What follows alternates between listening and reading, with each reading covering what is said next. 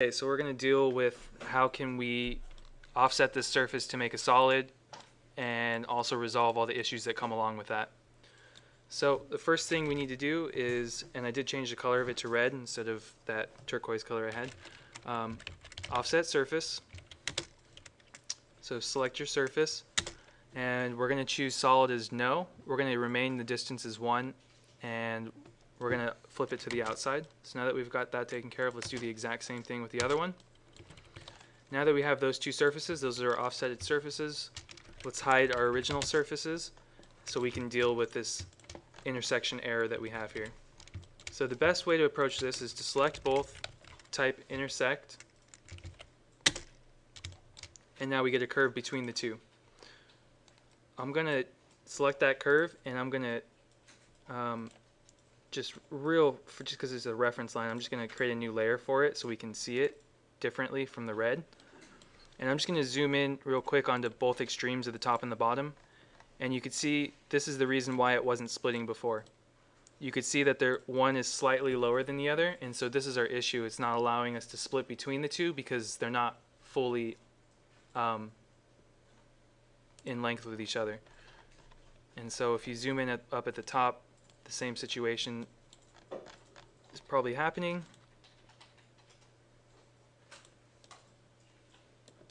So yeah, and it looks like our line didn't quite make it all the way to the top there. So what we're going to do here is we're going to extend curve on surface, and it is literally what it says.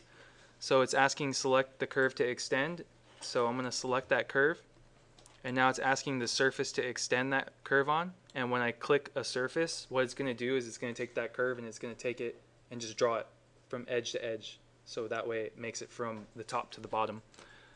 So I'm going to select the surface, and now that curve, let's check the bottom again. Hasn't made it to the bottom of the other surface, but it's definitely made it to the bottom of this one, the one that I selected. And if I zoom in up at the top, it has now reached the top. So that's good. We're on to something there. Now let's do that same exact command again, but let's select the other surface and see what happens. So it's called extend curve on surface. You select the curve, and now it's selected. Now it's asking to select the surface that the curve is on, and I'm selecting it, and now you see that line extended, and it finalized what we were doing there, right? It's kind of fixing the error. So now that we have that line, it's our intersection between. And just real quick, I'm going to see if it'll split it. I still don't think it will.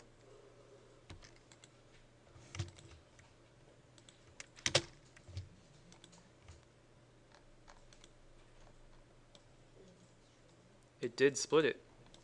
So that was our issue all along. So if I select the other one, split, and I select that curve, it split it. So our issue all along was that these two curves, after you offset them, where their endpoints, like the edges, the profile of it, end up, they don't end up in the same location. And so what we had to do is intersect the two together to create a new curve between them, which is this curve here. Now that curve is only going to generate between where the two are touching, right? And our issue at hand is that they weren't actually physically touching here at the bottom. And you can see they still aren't. And so, you know, for somebody who's super anal retentive and wants to fix that, it's possible. But you see how it actually extended that curve from here to there, and then I was able to split the two off each other. So how do we fix this issue right here? Because this could be a problem future down the line, is we need to basically start from scratch in a way and redo our loft using this new intersection line. So this is the one that was shorter.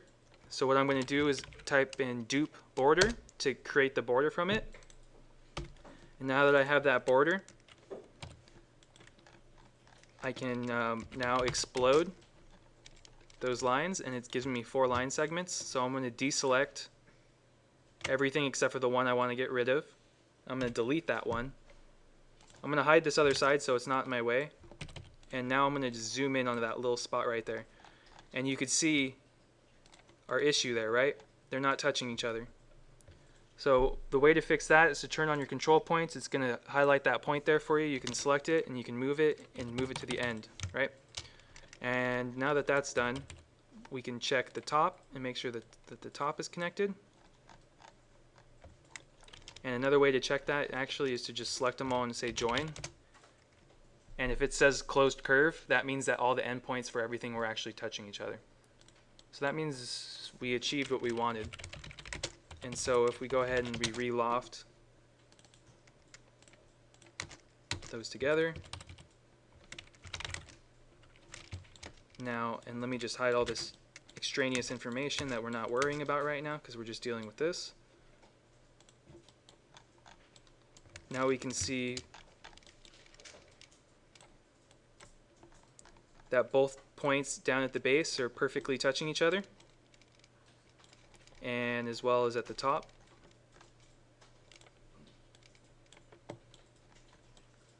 They're touching each other. So now we've done a good job of cleaning up what essentially was sloppy. So then now we could join these together, and we could join these two together, and then from there you can go ahead and loft your surfaces together. And this is something you should do at the end once you've done that process that I just went through with the entire model, and then you can go ahead and essentially cap it all off and make it solid.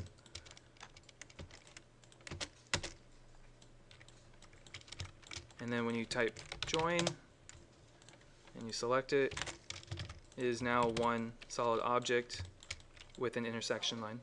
It's solid now. What I did is I lofted all the edges together, because initially when I offsetted the surface I said I didn't want it solid, so that way it didn't give me extra information so I could fix the crease, the intersection point. And now that I fixed that intersection point, now all I had to do is go through, and I'll do it again for you. I just had to type loft, and you don't need a curve to loft. You can loft off a surface edge, and so I selected both surface edges and I said loft, and it will loft for you. There it goes. And now it created that surface to close it off. And then when you select it all and type join, it's going to become one poly surface. There we go. So that's how you create thickness. Now you can see how you could start to figure out other areas after the fact. And it starts to get very complex when you need to clean these things up, right? I mean, this was simple because they were next to each other, but then this right here becomes a whole nother monster. Are you going to offset this surface outward? And if you end up doing that, say you offset that surface outward like that, now what you need to do is figure out how you're going to clean up that edge, right? And so now you got to figure out, right here it's overlapping, over here it's not touching at all. So what you'd have to do is go back to this object, explode it, and then extend your surface here. And when you do that, you can extend an edge, and then you can choose a distance. So I'm going to do like 5 feet, like that. And then if you do this side 5 feet as well, they eventually start to overlap. And then from there, you need to create that new intersection line and go through the whole process of rebuilding it. So you can see how it could be kind of like a giant headache. But what with the pipe? The pipe could cover it up. But you wouldn't conjoin it to the end of the pipe? You could probably try to split the information off and use the pipe to split it. Right. You might run into some issues, but you could attempt that.